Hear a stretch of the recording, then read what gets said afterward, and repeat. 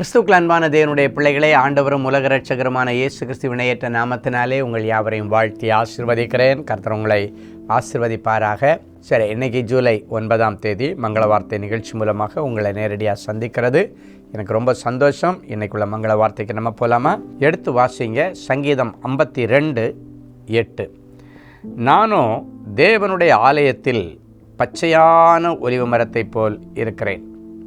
சங்கீதக்காரன் சொல்கிறாரு, நானும் தேவனுடைய ஆலயத்திலே பச்சையான ஒலிவ மரத்தை போல இருக்கிறேன். பச்சையான மரமும் இருக்கும், காஞ்சி போன மரமும் இருக்கும். இன்றைக்கி நீங்கள் எந்த லிஸ்ட்டில் இருக்கிறீங்க? தாவீது சொல்கிறான், நான் கர்த்தருடைய ஆலயத்திலே பச்சையான ஒலிவ மரம். ஒரு மனுஷன் ஆண்டவருடைய ஆலயத்துக்கு அடுத்த காரியங்களிலே பச்சையான ஒலிவ மரமாக இருந்தால், ஆக்டிவ் மெம்பராக இருந்தால், சபை கூடி வருதலை விட்டுவிடாமல் இருந்தான்னா, கர்த்தர் அவனுக்கு இந்த உலகத்தில் உள்ள எல்லா ஆசீர்வாதங்களையும் தருவார். கர்த்தருடைய ஆலயத்தில் நீங்கள் பச்சையான ஒலிவ மரமாக இருந்தால், உன் வியாபாரத்தில் நீ பச்சையான அப்படின்னா நல்ல ஆசீர்வாதமான செழிப்பான ஆசீர்வாதங்களையும் அறுவடைகளையும் பெற்றுக்கொள்ள முடியும்.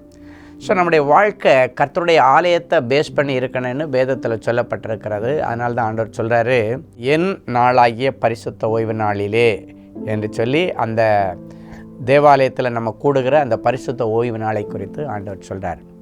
ஸோ இன்றைக்கி ஆண்டவருடைய பிள்ளைகளை பார்த்து ஆண்டவர் கேட்குற ஒரே கேள்வி, நீ ஆண்டவருடைய ஆலயத்தில் பச்சையான ஒலிவ மர கன்றை போல, ஒலிவ மரத்தை போல நீயும் ஒலிவ மர கன்றை போல உன் பிள்ளைகளும் இருக்கிறார்களா என்கிற கேள்விக்குறி. அப்படின்னா ஆலய காரியங்களில் கரெக்டாக இருக்கிறீங்களா? ஆலயத்துக்கு கரெக்டாக போகிறீங்களா? சர்வீஸ் அட்டன் பண்ணுறீங்களா? இப்போ நிறைய கொரோனாவுக்கு பிறகு நிறைய பேருக்கு ஆன்லைன் சர்வீஸ் எனக்கு கம்ஃபர்டபுள்னு சொல்லிவிட்டு நிறைய பேர் அதிலே உட்கார்ந்துருக்கிறீங்க. வசனத்தின்படி நான் சொல்லுகிறேன், நீங்கள் அங்கே இருந்து ஜெபிச்சாலும் ஆண்டவர் கேட்பார். ஆனால் பரிசுத்த ஓய்வு நாள் என்று வரும் பொழுது நீங்கள் கட்டாயம் கர்த்தருடைய ஆலயத்திலே பச்சையான ஒலிவ மரம் அப்படின்னா ஆக்டிவாக வாழ்கிற பிள்ளையாக அங்கே போய் ஆண்டவரை ஆராதிக்கும்படி இன்றைக்கு கர்த்தரால் ஏவப்பட்டு இந்த வார்த்தையை நான் உங்களுக்கு சொல்லுகிறேன். ஆன்லைனில் யார் பார்க்கலாம் அப்படின்னாச்சுன்னா, எனக்கு உடம்பு ரொம்ப முடியலை, நடக்க முடியலை, எழுந்து போக முடியலை அப்படின்ற ஒரு பொசிஷனில் இருக்கிறவங்க, அப்படின்னா ஷார்ட்டாக சொன்னால் பெட் ரிட்டனாக இருக்கிறாங்க, எங்கேயும் மூவ் பண்ணக்கூடாதுன்னு டாக்டர் சொல்லியிருக்காங்க, அப்படின்ற நிலைமையில் உள்ளவங்களுக்கு இந்த ஆன்லைன் சர்வீஸ் நீங்கள் பயன்படுத்தி கொள்ளலாம். மற்றவங்க எல்லாம் பச்சையான ஒலிவ மரத்தை போல ஆண்டவருடைய சமூகத்தில் போய் ஆலயத்தில் நின்று ஆண்டவரை ஆராதிக்கவும் ஆலயத்தின் ஆசீர்வாதங்களை பெற்றுக்கொள்ளவும் உங்களை ஆண்டவர் வரவேற்கிறார். வேதம் சொல்லுகிறது, தேவாலயத்தின் சம்பூரணத்தினால் அவர் நம்மை திருப்தியாக்குவாராம். அப்படின்னா நமக்கு தேவையான எல்லா ஆசீர்வாதங்களும் தேவாலயத்தில் இருக்கிறது. ஒருவேளை நீங்கள் நினைக்கலாம், நான் இது வரைக்கும் நான் கிறிஸ்தவன் அல்ல, மற்ற மார்க்கத்தை பின்பற்றுகிறவன், நான் என்ன பிரதர் பண்ணுறது அப்படின்னு நீங்கள் கேட்கலாம்.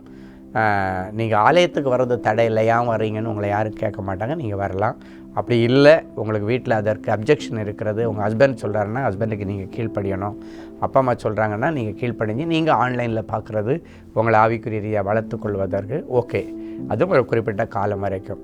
ஏன்னா ஆண்டவர் சொல்லியிருக்க உங்கள் ஹஸ்பண்டுக்கு நீ கீழ்ப்படிஞ்சிருன்னு சொல்கிறதுனால ஹஸ்பண்டுக்கு கீழ்ப்படிஞ்சு நீங்கள் இந்த காரியத்தை செய்யலாம். மற்றவங்க எல்லாருமே நீங்கள் ஆலயத்தில் வந்து ஆண்டவரை ஆராதித்து ஆசீர்வாதங்களை பெற்றுக்கொள்ளுங்க. ஆலயத்துக்கு வந்து அழுதுட்டு போன அந்நாளுக்கு ஆண்டவர் கற்பத்தின் கனியை கொடுத்தார். ஆலயத்தில் வேதியோடு வந்த அந்த 18 வருஷ கூனிக்கு ஆண்டவர் அற்புதம் செய்தார்.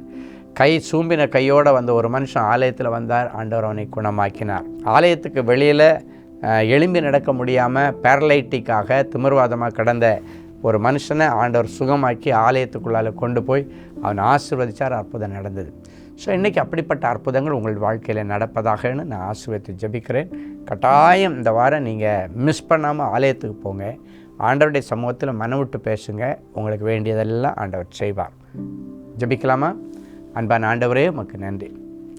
நானோ தேவனுடைய ஆலயத்திலே பச்சையான ஒலிவ மரம் என்று தாவீது சொன்னான். அதனால தான் அவன் லைஃப்பில் பச்சையான ஒலிவ மரத்தை போல அவனுடைய ராஜரீக மேன்மையை கர்த்தர் ஆசீர்வதித்தார். ஆலயத்திற்கு முக்கியத்துவம் கொடுத்த, ஆண்டவரோடுள்ள ஐக்கியத்திற்கு முக்கியத்துவம் கொடுத்த அந்த ஆடு மேய்த்து கொண்டிருந்த தாவீதை அரசனாக்கி மகிழ்ந்தது போல இந்த நிகழ்ச்சியை பார்க்குற பிள்ளைகள் என்ன கீழ்மட்டத்தில் கிடந்தாலும் ஆண்டவர் இன்றைக்கு என் பிள்ளைகளை கை தூக்கி விடும்படி நான் செபிக்கிறேன். யாராவது என்னை கை தூக்கி விட மாட்டாங்களான்னு யோசித்து கொண்டிருக்கிறேன். பிள்ளைகளை கர்த்தரே கை தூக்கி விட்டு அவர்களை ராஜாக்களோடும் பிரபுக்களோடும் உட்கார வைத்து அழகு பாருங்கள். நீ சிறியவனை புழுதியிலிருந்து எடுத்து எளியவனை குப்பைமேட்டிலிருந்து உயர்த்தி ராஜாக்களோடும் பிரபுக்களோடும் உட்கார வைத்து அழகு பார்க்கிற ஆண்டவர் என் பிள்ளைகளுக்கும் அப்படியே செய்வீராக. என் பிள்ளைகளுடைய நிந்தை இந்த பூமியில் இராதபடிக்கு முற்றிலுமாய் மாற்றி போட்டு அதிசயங்களை காண பண்ணும். இயேசுவின் மூலம் பிதாவே, ஆமென்.